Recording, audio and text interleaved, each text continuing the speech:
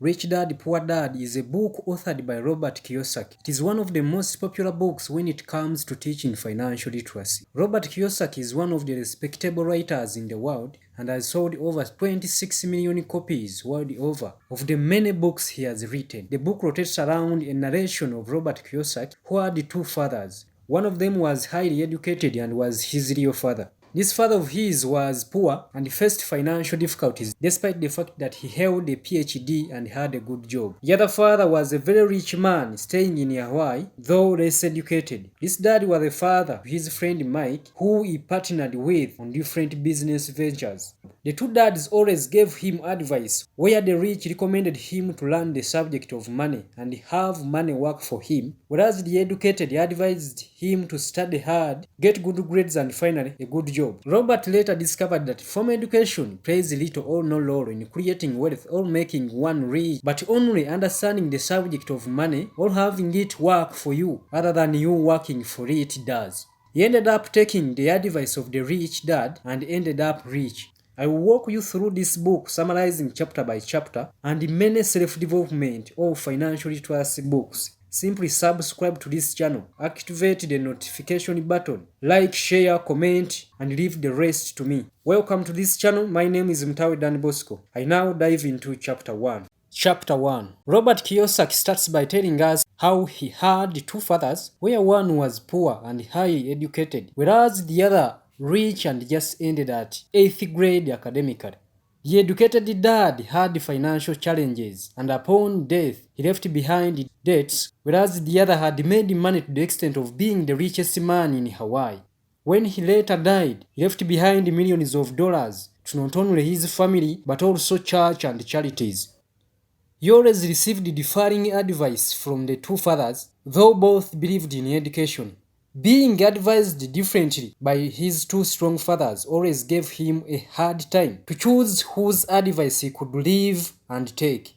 Kiyosaki always spent time contemplating on both viewpoints to find out which of them could be right and wrong. He later came to discover that among other reasons, what makes the rich richer, the poor poorer, and the middle class continue to choke on debts is that the very vital subject of money is offered at home but not in schools. Such a crucial subject is taught to children mostly by their parents, and the kind of advice extended to them by either the poor or the rich parents differs. For instance, the poor advise their children to stay in schools and study hard for better grades but retain a poor mindset about finance. He notes that schools do not actually teach money but rather set their eyes on scholastic and professional skills and hence ignore financial skills.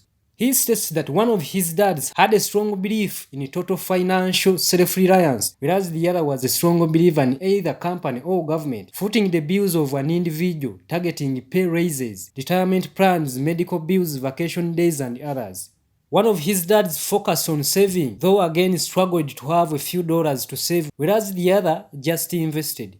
One of his dads taught him how to find a job, whereas the other showed him the steps of coming up with a strong business and financial plans to be in a position to create jobs. One of his dads advised him to study hard, get a good job and work for money, whereas the other rich advised him to master how money works and have it work for him rather than working for it. Kiyosaki later decided to follow his rich dad's advice and dropped that of his poor father. His rich dad taught him until he was 39 years when he understood the concept of money. He later came to realize that money is a form of power, though most importantly, it is acquiring financial education, which does not extinct like money. If one gets a proper grasp of how money works, then they can easily build wealth. The key takeaways: the rich do not work for money, money works for them. The rich invest their money, the poor save theirs. What we speak affects what we become. Financial education cannot be received from schools. It is rather provided in our homes. Formal education only teaches us to be slaves for money by working for it through jobs we acquire. Do subscribe to this channel, comment, share, activate the notification button for more.